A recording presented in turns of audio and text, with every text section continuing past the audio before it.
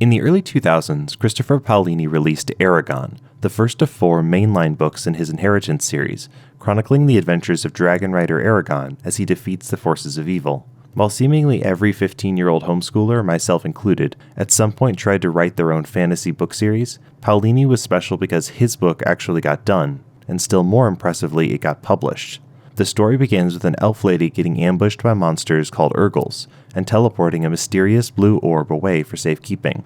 Farm boy Eragon, who lives with his uncle Garrow and cousin Roran, is out hunting in the woods when the orb appears, and after unsuccessfully trying to sell it in town to the butcher Sloan, Eragon brings the orb home until he can figure out what to do with it. From local storyteller Brom, Eragon gets a lore dump on Galbatorix, the dragon rider who, generations ago, went insane from the grief of losing his dragon, betrayed and killed the other dragon riders, and conquered the land of Alagacia, controlling an evil empire with his right-hand man Morzin, who is later introduced as Eragon's father. The Varden Rebel Alliance resists Galbatorix, and has secretly stolen one of his dragon eggs in an effort to raise a rider to oppose him. And if this is all starting to sound a little familiar to a certain obscure space fantasy adventure from the 70s, shut up, what are you talking about? Back at the farm, the blue orb is of course revealed to be a dragon egg that hatches and brands Eragon with the Gedwe Ignacia, the mark of a dragon rider. Thanks to Brom, Eragon learns that touching a baby dragon basically turns you into a superhero, who gradually gains increased physical prowess, quasi-elfin features,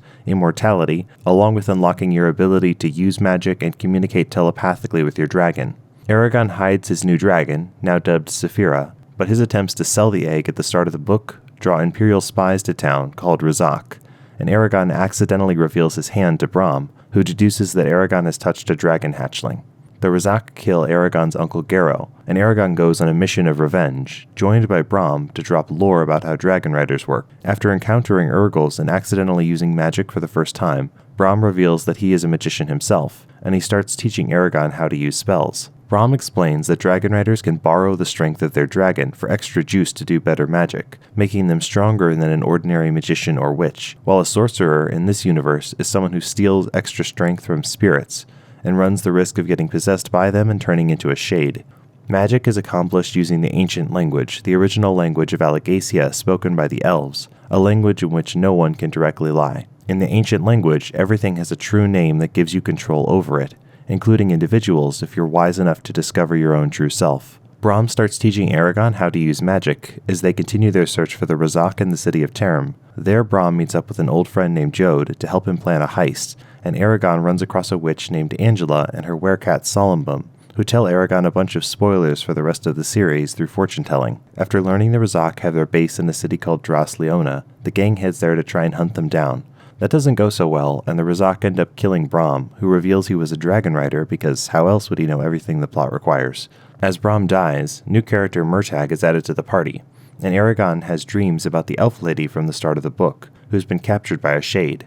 Luckily for Eragon, he shortly gets captured by the same guy and put in the same prison, escaping with Murtagh's help and taking the elf with him. Their next stop is to escort the elf to the secret rebel base in the mountains, but she's been in a mysterious coma since the prison break. Eragon tries to use telepathy to ask her what's wrong, and in thanks she tries to kill him with her mind. She at first thinks she's still in the prison, but believes Eragon is a good guy since you can't lie in the ancient language. The elf puts herself in a coma to keep herself from dying from a poison administered in the prison, and the Varden rebels have an antidote. Murtagh is revealed as Morzen's son, so he's not too excited to visit the Varden, but he begrudgingly ends up there when the gang is chased by Urgles. At the rebel base, Eragon meets Ajihad, the human leader of the Varden, and learns about his rocky alliance with the elves, who think human dragon riders are stupid, and dwarves, who think dragon riders in general are stupid. The next several chapters are mostly people jabbering at each other, the short of which is that Eragon is wildly infatuated with Arya, who is 0% interested in him. Eragon blesses a baby with bad magical grammar, which will come back to bite him later. He makes enemies of 2 twin magicians, but it doesn't really matter because they're secretly evil. He makes friends with a dwarf called Auric, and Murtagh is imprisoned, but they let him out to go fight some Urgles when the evil empire invades at the end of the book. Eragon finally kills the Shade who is leading the Urgles, and his death breaks a spell keeping the Urgles in line, since they're composed of tribes who hate each other.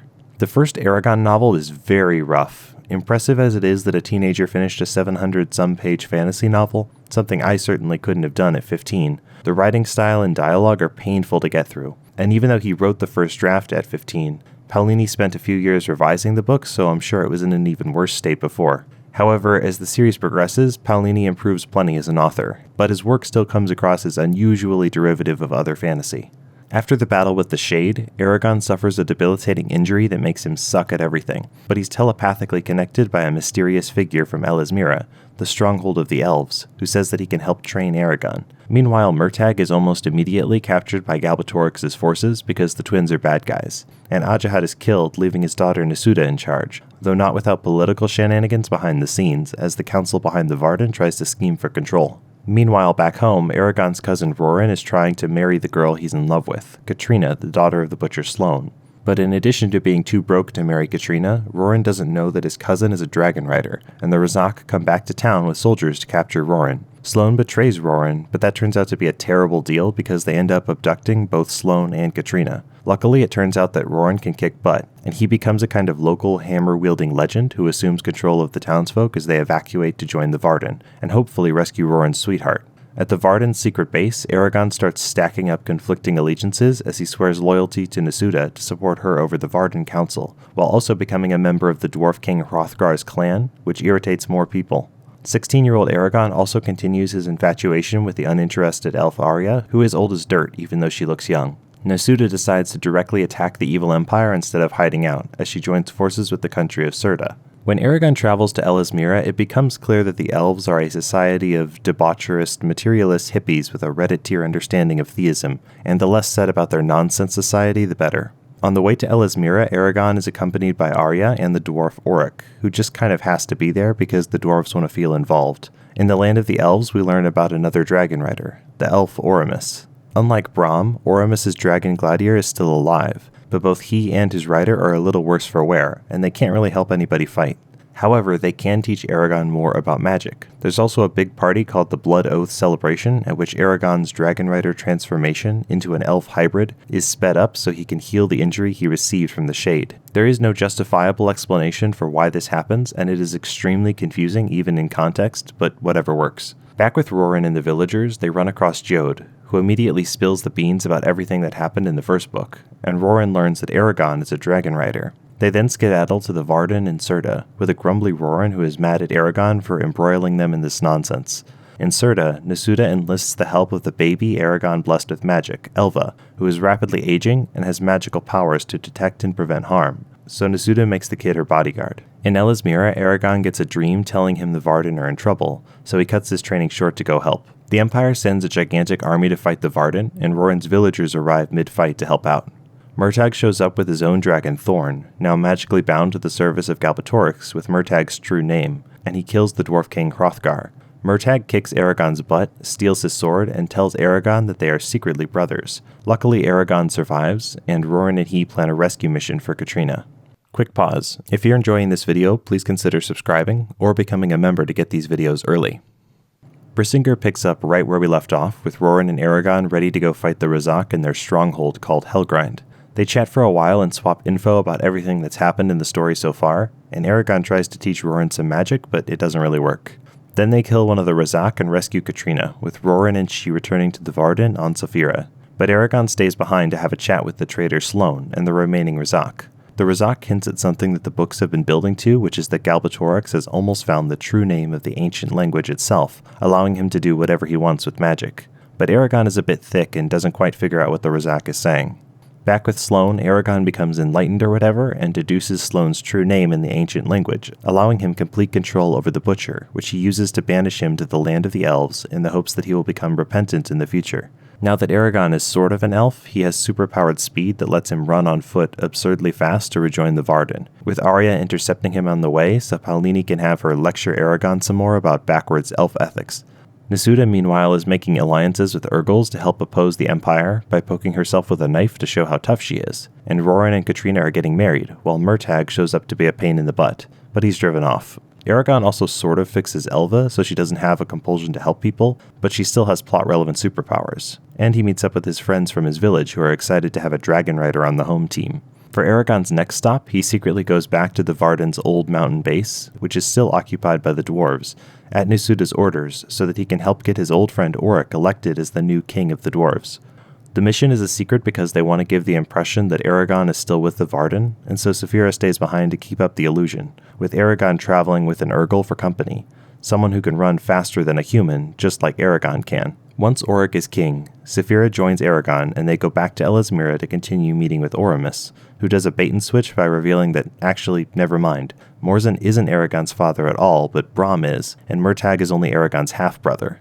This is also why the dragon egg came to Eragon at the start of the books, because Arya's spell went awry and sent it to Braum's son when she intended to send it to Braum. Oramus also informs Eragon that the reason Galbatorix is OP is that he has stockpiled what are basically dragon souls and magic stones, which he's also loaning out to Murtagh. Eragon is in need of a new sword after Murtagh stole his, so while in Elismira, he convinces an elven smith to make him a new sword using special metal the werecat Solumbum alluded to in Book 1.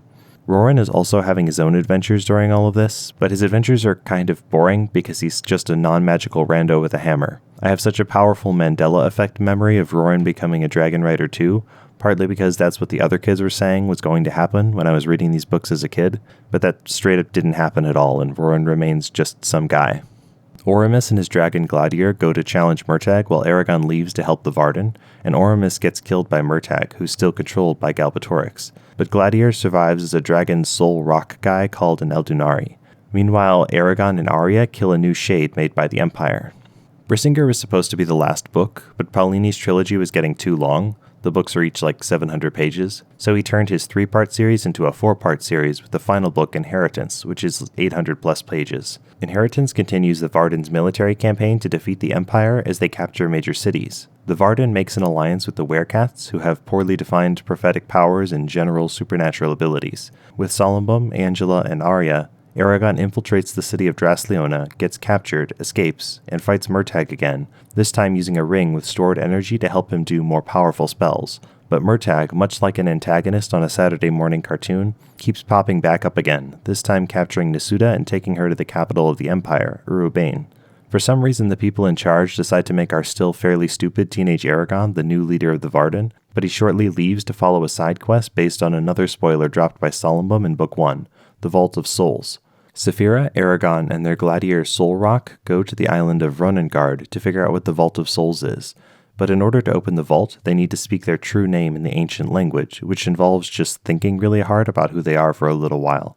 Inside, they find a cache of dragon souls and dragon eggs, magically removed from the mind of the allies who put them there, such as Gladier, so they couldn't accidentally reveal the information, and so that the dragon race would be saved from extinction. The chief dragon rock is called Umarath, and he tells Eragon that everything Paolini hadn't written an explanation for yet was secretly done by Umarath, which is very convenient. For example, Eragon's vision of Arya in prison, or his eventual transformation in Elismira. Umarath and a few of the other rocks join Eragon so he can pull on their strength, though leaving the Vault of Souls erases your memory of its contents again, unless Galbatorix is defeated. Our heroes all attack Urubane, where the imprisoned Nasuda is trying to convince Murtagh not to be evil, with limited success.